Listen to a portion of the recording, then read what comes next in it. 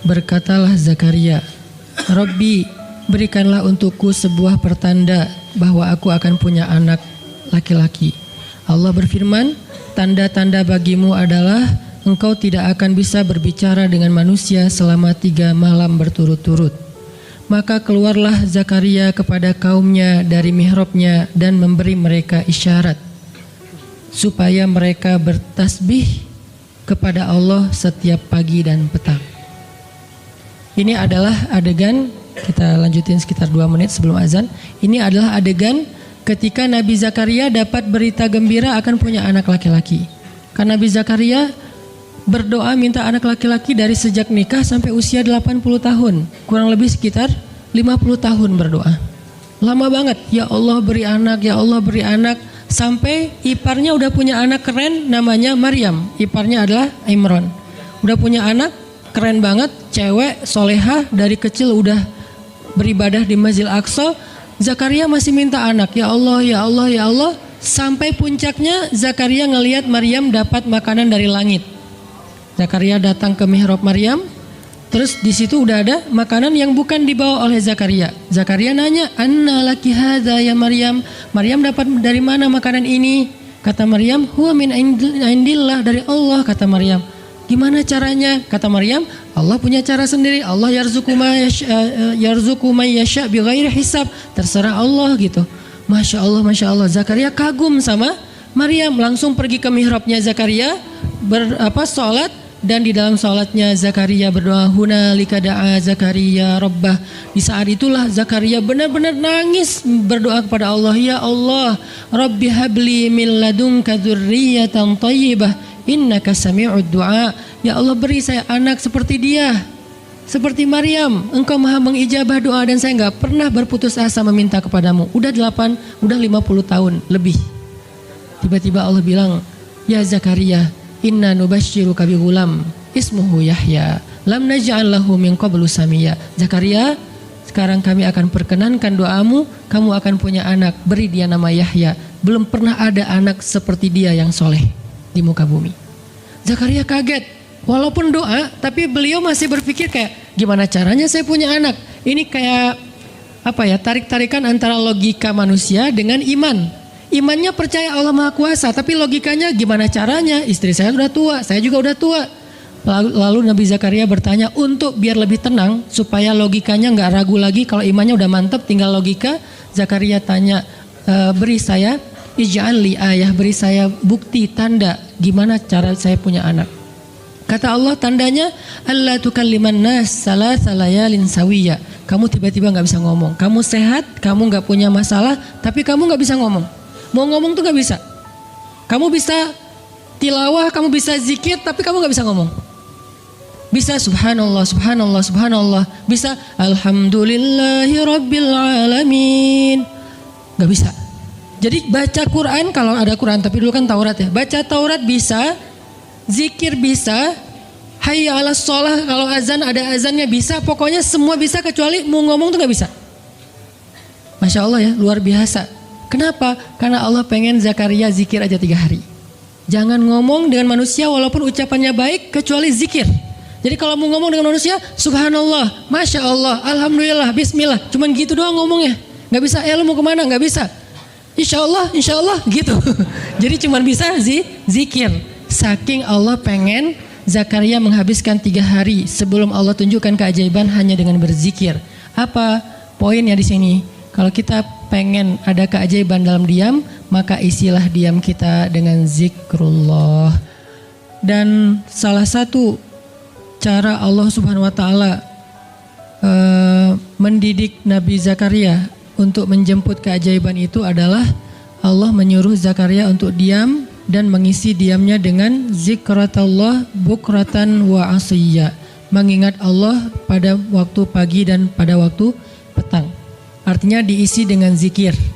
Dan waktu itu Nabi Zakaria menurut ulama tafsir, beliau tidak cacat lisannya, benar-benar bisa ngomong.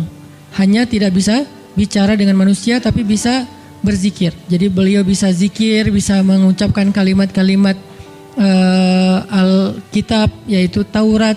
Beliau bisa membaca ayat-ayat Allah, beliau bisa mengucapkan kalimat bismillah dan seterusnya, tapi nggak bisa ngomong dengan manusia. Dan itu terjadi selama 3 malam. Dan akhirnya setelah 3 malam, Nabi Zakaria tiba-tiba dapat berita gembira kalau istri beliau hamil. Ini pelajaran penting banget buat kita. Kalau ini pernah berlaku terjadi kepada Nabi Zakaria, keajaiban dengan cara kayak gini, maka ini juga akan terjadi kepada kita. Itulah alasan kenapa kisah tersebut direkam dalam Al-Quran, supaya dia menjadi pelajaran hudan lil muttaqin. Itu kenapa Allah katakan Al-Quran hudan lil muttaqin, petunjuk bagi orang yang bertakwa, orang yang pengen memperbaiki diri, orang yang pengen dapat solusi. Muttaqin, orang yang pengen wa may yattaqillaha yaj'al lahu makhraja, dapat jalan keluar. Wa yarzuqhu min haitsu la yahtasib, dikasih rezeki yang enggak terduga-duga. Wa may yattaqillaha yaj'al lahu min amrihi yusra, diberikan kemudahan. Wa may yattaqillaha yaj'al lahu yukaffir anhu sayyi'atih, dihapuskan semua dosa. Wa yu'dhim lahu ajra, dikasih reward yang berlipat-lipat. Maka siapa yang pengen dapetin keajaiban-keajaiban orang bertakwa itu, maka jadikanlah Al-Quran sebagai petunjuknya, hudan lil muttaqin. Nah, gimana cara kita jadiin Al-Quran sebagai petunjuk? Jawabannya juga ada di ayat yang sama, la raiba fih, jangan ragukan ayat-ayat Al-Quran, termasuk kisah-kisah yang ada di dalamnya. Sehingga kalau kita benar-benar percaya kisah Nabi Zakaria mendapatkan keajaiban dengan cara diam dan zikir, maka kita coba terapin itu dalam masalah hidup kita, insya Allah kita juga akan mendapatkan keajaiban dan kejutan seperti yang didapatin oleh Nabi Zakaria. Itu pesan poin yang ada di dalam ayat 10 dan 11 surat Maryam. Sehingga buat sebagian orang yang mungkin ngerasa selama ini sering disakiti, sering dicuekin, sering didebat, sering diapain, jangan terlalu diladenin.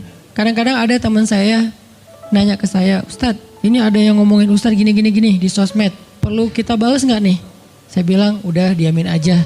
Itu tuh santai, tapi sebetulnya itu ada kayak alasan kenapa saya memilih sikap itu, bukan karena kayak males ribut. Sebetulnya kadang-kadang kan ribut itu kayak nyenengin ya, kayak olahraga apa ya, emosi gitu kan. Rame-rame di sosmed itu kayak asik kan, kayak kita ngegame gitu kan. Jadi nge-replay komen-komen orang kayak lucu-lucuan gitu. Saya pernah lihat Rachel V-nya bagus juga sih. Ini bukan dalam hal negatif tapi positif, makanya saya sebutnya nama. Rachel itu kan main kemarin ke Australia sama New Zealand. Terus ada dia lagi foto-foto gitu di sana bareng dengan suaminya. Tiba-tiba ada yang komen, Sel, lo nggak cocok di tempat itu. Tempatnya bagus tapi gara-gara lo jadi kurang bagus gitu. Terus dia jawab, ya gue nggak cocok tapi dompet gue cocok, kata dia. Kadang-kadang perlu digituin juga sih ya, biar paham. Karena kata Ustaz Abdul Somad, sombong kepada orang yang sombong adalah sedekah. Tapi itu mah pilihan. Rachel memilih sikap santuy. Tapi dengan dia guyonin, kalau saya memilih sikap diam aja deh. Karena saya takut kalau saya ngomong malah jadi panjang debatnya. Dan saya merasa nggak mampu untuk selalu membela diri dengan argumen. Karena membela diri dengan argumen kadang-kadang ya kalau bahasa Ustadz Umar Mita, orang yang mencintaimu tidak butuh alasan, orang yang membencimu tidak akan menerima alasan. Jadi kayak ya udahlah, diamin aja. Ternyata dengan kita diam muncul aja keajaiban, banyak keajaiban. Jadi benar-benar saya percaya banget diam itu tuh keajaiban. Dan itu berlaku dalam dakwah, berlaku dalam masalah keluarga. Ketika istri lagi ngambek, dia misalnya komen panjang di sosmed, di WhatsApp misalnya, dia kayak misalnya namanya juga lagi ngambek ya, ngomong panjang di WhatsApp. Kalau saya sabar untuk diam, itu tuh beres dengan sendirinya dan akhirnya malah lebih baik. Tapi kalau saya kepancing, jadi kita balas-balesan. Sepanjang hari WhatsAppan terus nggak beres-beres, tapi hasilnya makin lama tuh tangan pegel, hati panas. Karena kayak pengen dia balas apa? Oh balesin lagi, balas apa? Balesin lagi, terus aja gitu habis energi dan kerasa gitu capeknya tuh luar biasa. Tiba-tiba muka jadi lebih tua gitu kan ya, tiba-tiba berkerut semua, terus warna kulit makin doff gitu. Ini gara-gara efek stres kali ya. Jadi intinya adalah jangan diladenin, diamin aja setelah kita klarifikasi fitnah. Kalau itu berbentuk fitnah, tetap kita butuh tabayun, klarifikasi biar tidak menyebar fitnah. Tapi beres klarifikasi nggak usah diperpanjang. Berapa kali mungkin teman-teman ngelihat, mungkin saya pernah ada, nggak ada apa-apanya sih dibilangkan Ustadz Felix. Kalau beliau lebih pro lah dalam masalah kayak gini. Kalau saya beberapa kali dibully di sosmed, pernah nggak saya ladenin? Hampir nggak pernah. Cuman klarifikasi maksudnya, udah beres, diamin aja, diamin. Sepahit apapun, sepanas apapun kalimatnya, yang kadang-kadang Ustadz nggak baca, penasaran soalnya. Kalau kita diam karena nggak baca, mungkin nggak ada challenge-nya kan. Ini baca, komennya semua sampai ribuan itu satu-satu dibaca. Fakuli washrobi wa qarri aina fa imma tarayinna minal bashari ahadan fakuli inni nadartu lirrahmani sawman falan ukallimal yawma insiya fa'atat bihi qawmaha tahmiluh qalu ya Maryam laqad ji'ti shay'an fariya ya ukhta Harun ma kana abuki imra'a saw ما كان أبوك امرأ سوء وما كانت أمك بغيا فأشارت إليه قالوا كيف نكلم من كان في المهد صبيا. Dan maka makan dan minumlah dan bersenang hatilah engkau wahai Maryam. Dan jika engkau bertemu dengan seseorang, katakanlah sesungguhnya saya telah berazam untuk berpuasa pada hari ini dan saya tidak akan berbicara dengan manusia pada hari ini. Lalu Maryam pun datang kepada kaumnya sambil menggendong bayinya. Kaumnya berkata, wahai Maryam, engkau datang kepada kami dengan membawa, kalau bahasa kita itu pembawa apa istilahnya, sial, apa ya, dengan membawa keburukan. Jadi kayak dianggap pembawa kesialan. Wahai saudari Harun, sesungguhnya ayahmu bukanlah seorang yang nista ataupun pendosa, dan begitu juga dengan ibumu bukanlah perempuan yang hina. Lalu Maryam memberi isyarat, fa'asyarat ilaih, memberi isyarat dengan menunjuk ke arah bayinya. Lalu mereka berkata, bagaimana kami akan berbicara dengan seorang bayi yang masih digendong oleh ibunya, maksudnya masih terlalu kecil. Ini adalah cuplikan adegan Maryam ketika baru pulang kampung. Jadi ceritanya di ayat sebelumnya, ketika kandungan Maryam semakin besar dan nggak bisa disembunyikan dari penglihatan manusia, Maryam pun pergi menjauh ke sebuah tempat yang tidak ada siapa-siapa. Fahamalathu fantabadat bihi makanan qasiyya. Dia menjauh, mengucilkan diri ke tempat yang nggak dilihat oleh siapa-siapa sampai melahirkan. Jadi kurang lebih sekitar 3 bulan 4 bulan Maryam nggak ada di Al-Quds, nggak ada di di Masjidil Aqsa dan sekitarnya. Dia pergi mengasingkan dirinya supaya tidak ada yang menghujat Maryam karena ngelihat perutnya sudah semakin besar dan dia nggak punya suami.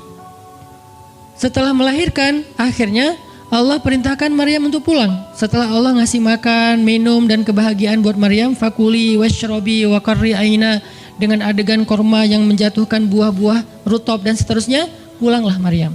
Nah, Maryam tahu ketika dia pulang dengan membawa bayi, dia pasti akan dihujat, dicela, dicaci maki, dibully oleh kaumnya. Lalu Allah memberi kepada Maryam bekal. Gimana cara ngadepin yang kayak gitu-gitu? Kata Allah, kalau kamu ketemu manusia, ketemu orang-orang, ketemu kaummu, bilang ke mereka, saya tidak berdebat hari ini. Saya nggak akan berdebat. Jadi dia tetap bisa ngomong, tapi dia bilang, saya nggak akan berdebat. Saya nggak akan bicara dengan siapapun hari ini, karena saya sudah bernazar untuk diam. Bilang kayak gitu kepada kaummu. Maka fa'atat bihi qaumaha tahmiluh. Maka datanglah Maryam kepada Al-Quds, kepada kota Al-Quds dengan membawa bayinya yang digendong. Datang. Baru dari ujung kota kelihatan Maryam, muncullah orang-orang Bani Israel semuanya rame di pasar-pasar mereka, semuanya menghadang Maryam. Maryam tiba-tiba dihadang di gerbang kota Al-Quds. Gak boleh masuk kota Al-Quds. Tadinya ada yang satu orang lihat, Maryam, Maryam, Maryam. Langsung dia datang ke kota, dia umumkan ke semua orang, wahai Bani Israel, perempuan yang hina yang kita cari-cari sekarang sudah datang membawa bayi haramnya, membawa bayi selingkuhnya, membawa bayi hasil zinanya. Akhirnya orang-orang yang ada di Masjid Al-Aqsa, yang ada di rumah-rumah, yang ada di pasar, semuanya berkumpul di depan gerbang kota. Menghalang Maryam masuk. Kebayang gak perasaan Maryam? Padahal dia itu lahir di situ, dia beribadah di situ, ayahnya orang situ, ulama pula, pamannya Nabi pula di situ. Tapi dia sekarang dihadang oleh semua penduduk Al-Aqsa, penduduk Al-Quds, Bani Israel. Ketika Maryam mendekat, mereka mengatakan, Ya Maryam, laqad ji'ti syai'an fariya. Ini bahasa Al-Quran. Kalau aslinya lebih tercela daripada ini, karena ini bahasa Al-Quran yang tinggi, Allah menggunakan bahasa simbolik saja. Yang terjadi, mereka mencela Maryam. Mereka bilang, Maryam kamu pembawa sial, Maryam kamu perempuan hina, Maryam kamu tukang zina, Maryam kamu selingkuh, Maryam kamu ternyata pelakor, segala macam. Kebayang gak seorang perempuan yang mulia dituduh dengan kata-kata kayak gini? Sedih, pengen jawab, pengen bilang, saya ini gak pernah berbuat dosa, ini nih Allah yang ngasih kepada saya gak punya suami, dan saya diberikan anak yang suci dan segala macam. Enggak. Tanya kepada Zakaria kalau gak percaya, saya punya buktinya segala macam. Gak usah, diam aja. Maryam bisa ngomong kalau mau. Maryam by the way adalah perempuan secerdas Sayyidah Aisyah. Dia itu kayak Aisyah cerdasnya, kayak Khadijah bijaksananya, kayak Fatimah lembutnya, kayak Asiyah sabarnya. Maryam itu istimewa. Sampai sebagian ulama mengatakan Maryam satu-satunya nabi dari perempuan. Satu-satunya nabi dari golongan perempuan. Sebagian kecil ulama ada yang menyebutkan demikian. Sehingga mereka menyebut Maryam alaihassalam. Saking Maryam ini keren banget, istimewa banget. Tapi jumhur ulama sejarah mengatakan Maryam bukan nabi, tapi dia perempuan soleha, orang soleh, bahkan satu dari 4 perempuan sempurna di muka bumi, dan tidak ada yang kelima. Cuman ada 4. Kamula minar rijali katsir, kata Nabi. Laki-laki yang sempurna itu banyak, yaitu para rasul dan para nabi. Walam yakmul minan nisa illa arba'ah. Tidak ada perempuan yang sempurna kecuali 4. Asiyah istri Fir'aun, kemudian Maryam anaknya Imran, kemudian Khadijah istri Rasulullah, dan Fatimah bintu Rasulullah. Artinya Maryam ini istimewa banget. Dia kalau mau argumen, dalilnya lebih banyak daripada para rabi-rabi Yahudi yang ada di situ. Karena ketika Maryam dulu berkhidmat di Masjid Al-Aqsa, Maryam itu nggak belajar seperti yang lain-lain. Karena kan dulu orang Bani Israel itu paling anti sama cewek ya. Buat mereka perempuan itu kasta kedua. Seolah-olah perempuan itu nggak punya hak yang sama dengan laki-laki. Laki-laki punya hak belajar di Masjid Al-Aqsa, perempuan nggak boleh. Ini kesenjangan gender di masa Bani Israel dulu. Jadi kalau ada yang mau nuduh Islam sebagai tidak memperhatikan masalah gender, dia harusnya baca sejarah. Justru Islam, Al-Quran, Taurat, Injil mengangkat perempuan untuk setara dengan laki-laki. Awalnya perempuan itu hina di masyarakat Bani Israel, dianggap pembawa sial. Sampai masyarakat jahiliyah sebelum Islam datang, apa yang terjadi dengan bayi perempuan? Dibenamkan dalam pasir hidup-hidup, dibunuh, dilempar dari bukit supaya mati langsung seketika. Kenapa? Termasuk Umar pernah membunuh bayi perempuan. Umar radhiyallahu an. Kenapa dia sedih banget? Karena dia ingat masa lalu ketika dia pernah membunuh bayi perempuan. Kenapa mereka membunuh bayi perempuan?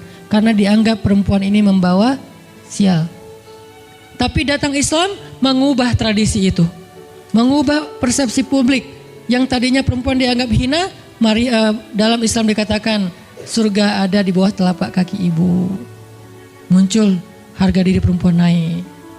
Apalagi sebaik-baik kalian, yang paling baik untuk istrinya, dan aku yang paling baik untuk istriku di antara kalian. Muncul lagi hadis, kalau seandainya laki-laki mau bersabar terhadap istrinya, maka harusnya dia bersabar 70 kali sehari kalau dia disakiti oleh istrinya.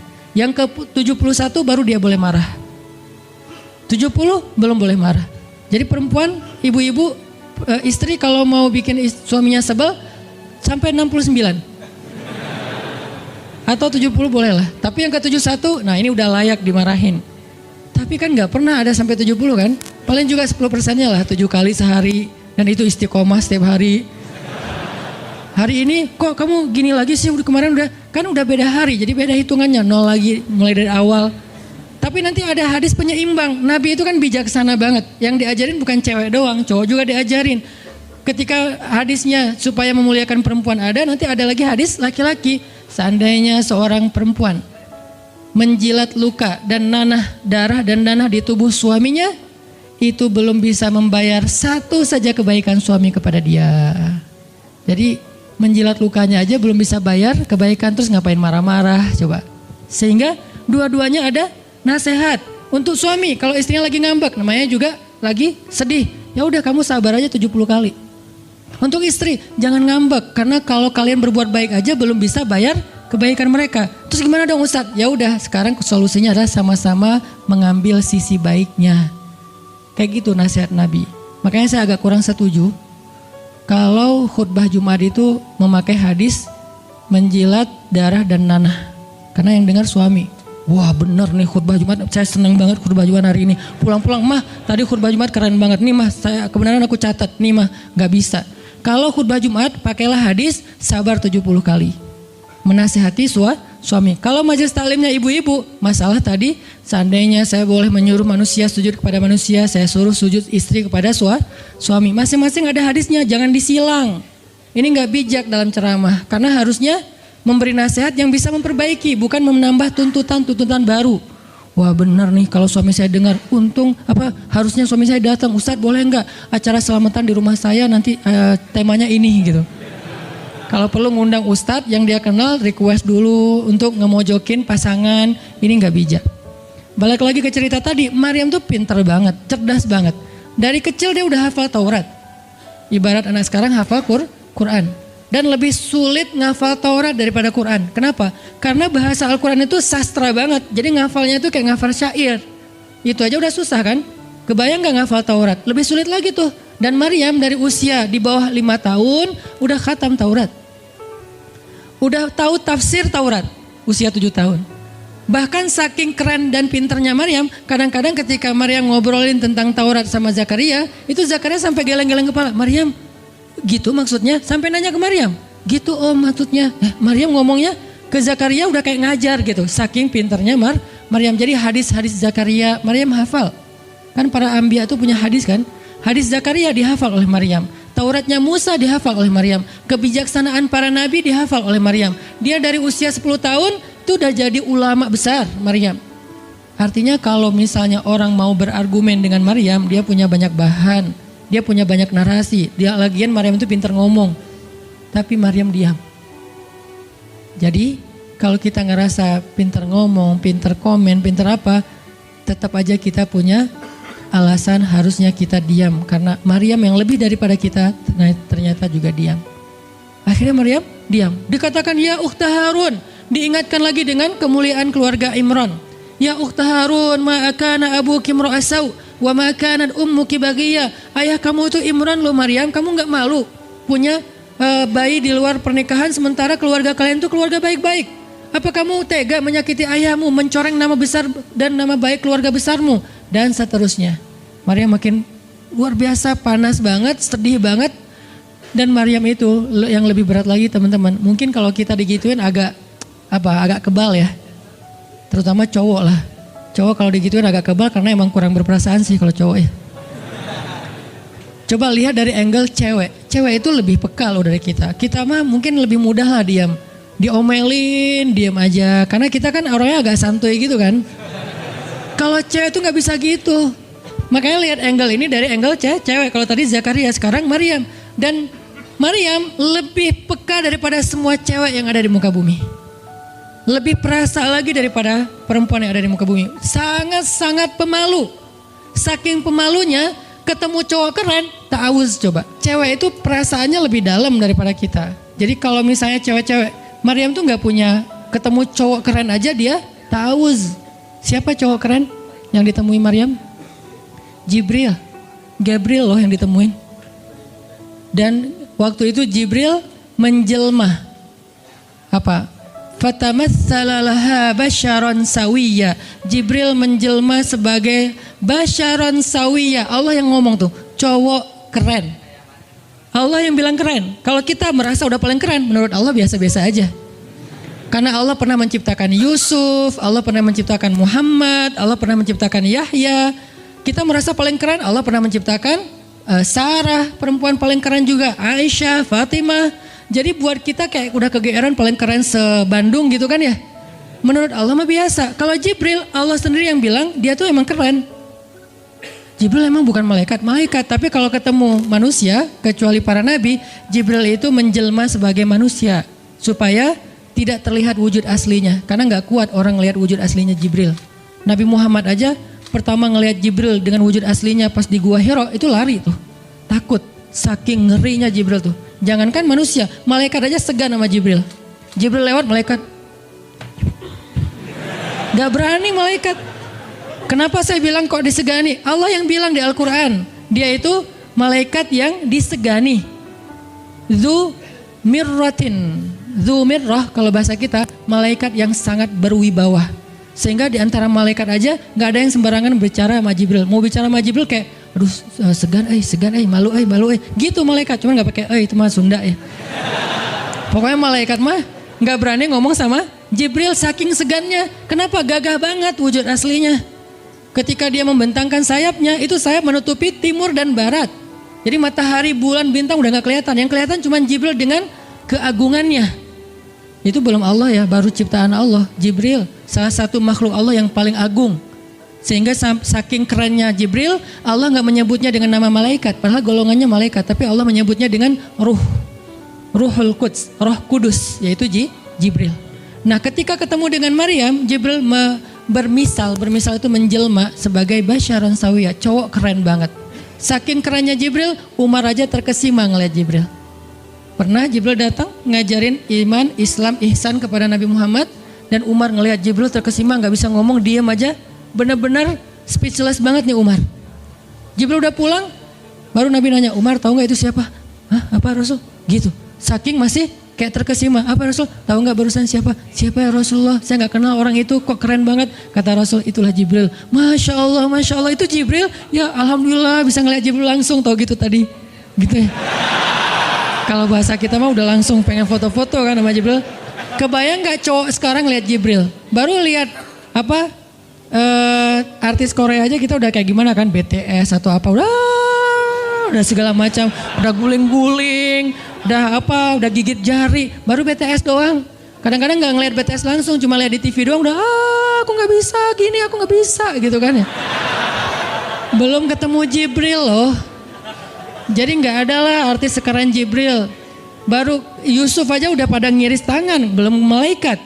Sampai ketika cewek-cewek ketemu Yusuf, mereka bilang apa? Ini bukan manusia, ini malaikat.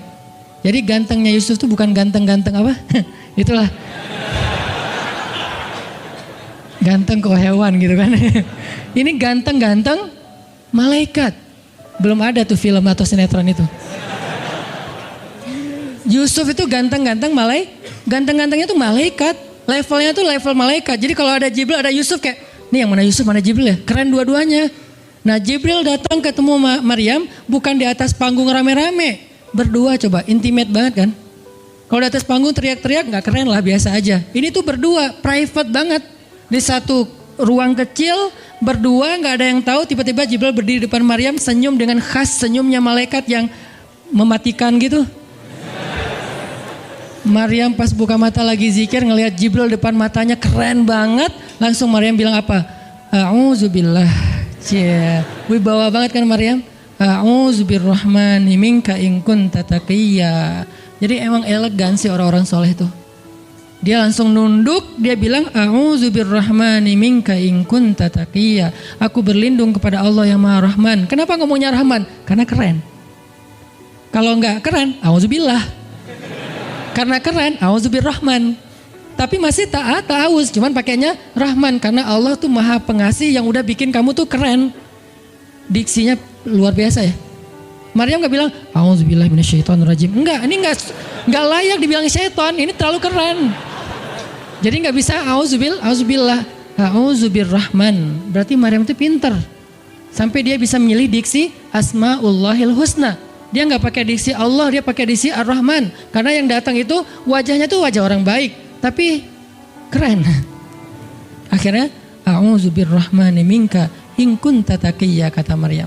Jibril juga elegan, faham maksud Maryam. Maksudnya, kamu siapa? Itu pertanyaannya. Maryam nggak nanya, kamu siapa ya? Enggak gitu. Kan kayak culun-culun, kayak caper gitu kan. Kak, kamu siapa ya? Aku ada salah sama kamu. Enggak gitu sih Maryam ngomongnya. Saking elegannya Maryam, dia nanya kamu siapa tapi pakai kalimat zikir. Keren gak sih? Kita kadang-kadang zikir, A'udzubirrahmani minka in kunta taqiyya. Artinya apa mbak? Sama-sama gak elegan ya. Kalau Maryam sama Jibril dua-duanya elegan. Bahasa orang elegan itu emang banyak kode sih. Jadi kita mah yang polos-polos kayak gini, yang remeh-remeh rempeyek gak jelas gini, ya nggak akan paham kalau nggak baca tafsir. Makanya kalau mau theater of mind, baca Quran itu pakai tafsir, pakai kisah, baru kita ngerti kondisinya. Oh gitu banget ya, dahsyat banget ya kejadian waktu itu. Jibril datang dengan wujud yang kerennya. Maryam pengen nanya, kamu siapa? Kok tiba-tiba masuk ruangan saya? Tapi bahasanya, A'udzubirrahmani minka in kunta taqiyya. Aku berlindung kepada Allah yang maha baik darimu kalau kamu takut kepada Allah. Maksudnya kamu siapa? Takut gak kamu sama Allah? Baru Jibril mengatakan, saya adalah utusan Allah, berarti malaikat, untuk memberi kabar kepadamu kalau kamu akan punya anak. Baru Maryam melihat, gimana saya punya anak? Ya udah ada obrolan nih. Dan mereka udah biasa aja, oh Jibril, saya kira siapa? Udahlah, gak mungkin. Artinya udah kayak gitu nih kesolehan Maryam. Artinya Maryam itu orang yang sangat peka banget, perasaannya dalam banget. Terus nanti ketika Maryam melahirkan anak, tahu gak kata-kata Maryam apa? Ya laitani mittu qabla hadha wa kuntu nasyam mansiya. Saat Maryam merasakan sakitnya kontraksi, mau melahirkan Isa, Maryam itu sambil kontraksi sambil bilang, ya laitani mittu qabla hadza wa kuntu nasyan mansiya. Aduhai seandainya saya mati aja sebelum kejadian ini dan saya dilupakan oleh manusia seolah-olah saya tidak pernah ada. Kenapa Maryam ngomong kayak gini? Maryam ngebayangin betapa malunya dia nanti kalau harus membawa bayinya ketemu Bani Israel yang pada bawel. Bani Israel itu terkenal kaum yang paling bawel. Bawelnya banget. Kalau kita baca Al-Baqarah itu isinya kebawelan Bani Israel. Kata Nabi Musa, sembelihlah Al-Baqarah. Al-Baqarah itu kan banyak, yang warna apa? Cari yang warnanya bersih. Yang bersih kan juga ada belang-belangnya nggak dikit. Terus yang beratnya berapa kilo, yang dari mana? Dari Bali atau NTB atau dari mana? Bawel banget. Udahlah, cari aja seekor sapi, sembelih beres. Tapi nanya lagi, bertele-tele. Itulah Bani Israel. Dan Maryam tahu banget karakter kaumnya. Jangankan dengan fitnah kayak gini nih, ketemu Nabi yang udah menyampaikan hal yang benar aja, itu di debatnya tuh habis-habisan. Apalagi dengan kondisi Maryam. Makanya Maryam takut banget, dia nggak kuat menanggung malu. Kalau kita mungkin masih kuat lah nanggung malu. Kadang-kadang malah malu-maluin gitu kan. Kalau Maryam nggak kuat nanggung malu, berarti orang yang seperti ini harusnya kan berat banget untuk diam kan. Nggak akan kuat diam, harusnya dia ngomong gitu, dia belain diri. Tapi Maryam itu sisi lainnya adalah perempuan yang mukminah, siddiqah, sangat yakin sama Allah. Allah suruh diam, ya udah diam. Gimana pun dihujat, diam. Kata Allah diam. Ya Allah, mereka bilang saya tuh berzina, diam. Ya Allah bilang ini anak haram, ini anak saya nih, anak yang mulia, anak yang satu-satunya ketika lahir nggak disentuh setan di antara manusia loh. Satu-satunya manusia ketika lahir nggak disentuh setan. Nabi Muhammad setannya malah diislamkan. Beda, kerannya itu beda. Kalau Isa nggak disentuh setan. Kalau Nabi Muhammad setannya malah masuk Islam. Masing-masing punya keistimewaan lah. Tapi satu-satunya manusia yang lahir nggak disentuh setan cuman Isa. Kita semuanya pernah disentuh. Lahir langsung. Apa sih lo datang-datang ke dunia nggak nama-namain kerjaan gua gitu kan. Kita nih orang biasa, jadi pas lahir tuh udah ada langsung setan bisik-bisik, yuwas bisufi sudurin nas. Makanya disuruh azan kan, karena kenapa? Biar nggak dibisikin sama setan. Dan kalau bisa suara azan kita harus lebih lembut daripada suara setan, karena setan juga kayak tricky gitu. Saya ibu kamu, anak bayi dinina bobokan sama setan, hiduplah iblis gitu-gitu kan. Jadi kayak di dokter nama setan, iblis itu keren, iblis itu soleh, iblis itu baik, tapi pakai bahasa nasyid. Lagunya tuh kayak akustik gitu, lembut banget gitu kan. Makanya suara muazin kalau azanin anaknya yang lembut, jangan azan Allahu Akbar, asyhadu alla ilaha illallah. Dia males ke masjid nanti kalau udah dewasa. Kenapa? Gue males banget dengan suara ini nih. Salahnya siapa coba? Salah ayahnya. Belajar azan di Al-Latif sama Muzammil sama Teras Tahfiz. Biar azannya tuh kayak Allahu Akbar. Bayinya senyum-senyum. Ntar gue bisa lebih dari itu. Canda. Intinya adalah Maryam itu pemalu banget. Jadi dia bisa banget untuk ngebales. Tapi dia diam. Sampai akhirnya fa'asyarat ilaih. Dia memberi isyarat. Arti memberi isyarat, dia nunjuk ke arah Isa alaihissalam yang masih digendong. Kalau kalian mau ngomong aja sama bayinya. Allah yang nyuruh kayak gitu. Makin kayak marah dan makin menjadi-jadi orang Bani Israel ketika Maryam memberi isyarat nunjuk ke arah Isa. Mereka bilang, ya Maryam, kamu udah gila apa? Sekarang kamu nyuruh kami bicara dengan bayi yang masih dalam gendongan ibunya. Benar, Maryam tuh ternyata udah stres gila. Dia gara-gara ditinggal sama selingkuhannya, sekarang dia jadi orang gila. Wah, luar biasa tuduhan kepada Maryam. Maryam diam aja, sedih, nahan air mata. Tapi bukan emotikon yang menggenang air mata di sini ya. Nahan aja air mata sampai kemudian Allah datangkan keajaiban, jadikan bayinya bicara. Qala, Isa bicara. Panjang lagi omongannya Isa. Ibuku ini baik, ibuku begini-begini, saya itu hamba Allah, saya itu anak yang suci, saya itu begini-begini. Sampai beres baru mereka pada pulang karena mereka merasa terbantahkan semua tuduhan palsu mereka kepada Maryam. Masuklah Maryam, disambut mulia oleh beberapa orang. Maryam itu perempuan mulia, Allah mendatangkan dia sebagai keberkahan. Tadi dituduh pembawa sial, sekarang disebut pembawa berkah. Mulailah Maryam terkenal. Isa dididik, kemana Isa pergi, anak-anak kecil segengnya Isa pengen jadi temannya Isa. Gue temannya Isa lo, gue temannya Isa lo. Gak lama kemudian Isa jadi temannya Yahya. Ketika dia udah bisa main sama Yahya, main berdua sama Yahya. Kemana-mana berdua, Yahya, Isa. Tapi usianya agak jauh berbeda. Ketika Yahya udah masuk SD, Isa barulah lahir. Jadi kayak agak sekitar 7-10 tahun lah kurang lebih. Mereka jarak usianya. Tapi pas Isa udah remaja, mereka udah nyambung ngobrol. Nah, kelebihan masing-masing, kalau Yahya ini penghafal kitab Taurat, datang Isa, Yahya menghafal kitab Injil. Yahya Nabi, Isa Rasul, satu level di atas Nabi. Kalau Nabi mengikuti ajaran Rasul sebelumnya, kalau Rasul membawa ajaran baru. Jadi sebelum Isa lahir, Yahya mengikuti ajaran Musa dengan kitab Tauratnya. Setelah Isa lahir, Yahya mengikuti ajaran Isa dengan kitab Injilnya. Jadi bisa dibilang Nabi yang mengikuti dua ajaran Rasul, Yahya alaihissalam. Dia menghafal dua kitab suci sekaligus, Taurat dan Injil. Perempuan Maryam radhiyallahu anha, dia menghafal kitab Taurat dan Injil dari anaknya sendiri.